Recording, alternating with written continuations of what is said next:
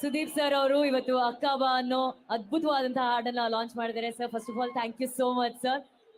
ಈ ಸಂದರ್ಭದಲ್ಲಿ ನಿಮ್ಮ ಹಾಗೂ ಅಭಿಮಾನಿಗಳ ಮಧ್ಯೆ ಈಗಂತೂ ನಾವು ಬರೋದಿಲ್ಲ. ಹಾಡಿನ ಬಗ್ಗೆ, ಅಭಿಮಾನಿಗಳ ಬಗ್ಗೆ, ಶಿವಣ್ಣ ಅವರ ಬಗ್ಗೆ, ವೇದ ಬಗ್ಗೆ ಸರ್ ಪ್ಲೀಸ್.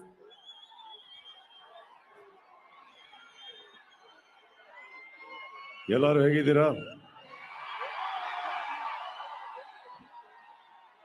ಮೊದಲನೇದಾಗಿ ಚಿತ್ರದುರ್ಗಕ್ಕೆ ಬಂದಿದ್ದು ಬಹಳ ಖುಷಿ ಇದೆ ನನಗೆ. ಎಷ್ಟೋ ಸಲ ಆಡಿಯೋ ಫಂಕ್ಷನ್ಸ್ ಮಾಡ್ಕೊಬೇಕು ಅನ್ಕೊಂಡು ಆಗ್ಲಿಲ್ಲ. ಬಟ್ ಇವತ್ತು ವೇದ ಚಿತ್ರದ ಮೂಲಕ ಇಲ್ಲಿ ಬರೋಕ್ಕಾಯ್ತು. So thank you Harsha, thank you Shivanna, thank you Geethakka. ಈ ಊರಲ್ಲಿ ಬಹಳ ಒಂದು ನೆನಪು ನನಗೆ, ಹುಚ್ಚ ಚಿತ್ರದ ಶೂಟಿಂಗ್ ಇಲ್ಲಿ ಆಗಿದ್ದು. ಆ ಸಿನಿಮಾ ಇಲ್ಲದೆ ನಾನಿಲ್ಲ, ಈ ಊರಿಲ್ಲದೆ ಆ ಸಿನಿಮಾ ಇಲ್ಲ. So thank you. ಈ ಸಿನಿಮಾ ಗೀತಕ್ಕ ಅವರ ಫಸ್ಟ್ ಪ್ರೊಡಕ್ಷನ್.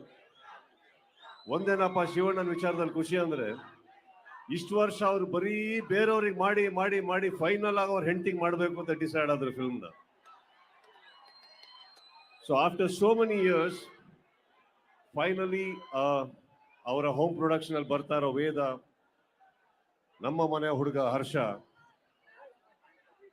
ತುಂಬಾ ಖುಷಿಯಾಗಿದ್ದು ನನಗೆ.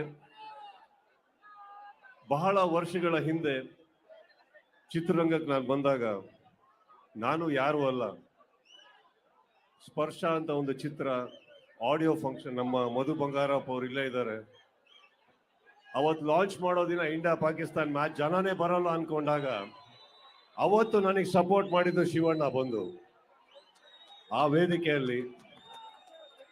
ಇವತ್ತು ನಾನು ಇಲ್ಲಿ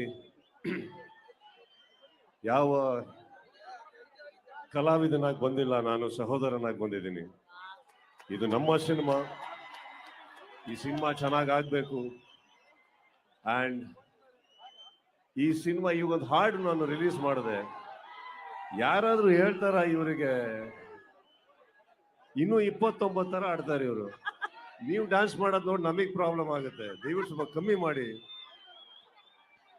ಆಮೇಲೆ ಇಲ್ಲಿ ಬಂದಾಗ ಪೊಲೀಸ್ ಸಿಬ್ಬಂದಿಗಳೆಲ್ಲ ಹೇಳ್ತಾ ಇದ್ರಲ್ಲ, 5 ಗಂಟೆಯಿಂದ ಕಾಯ್ತಾ ಇದ್ರು. Thank you, I love you all so much, thank you so much.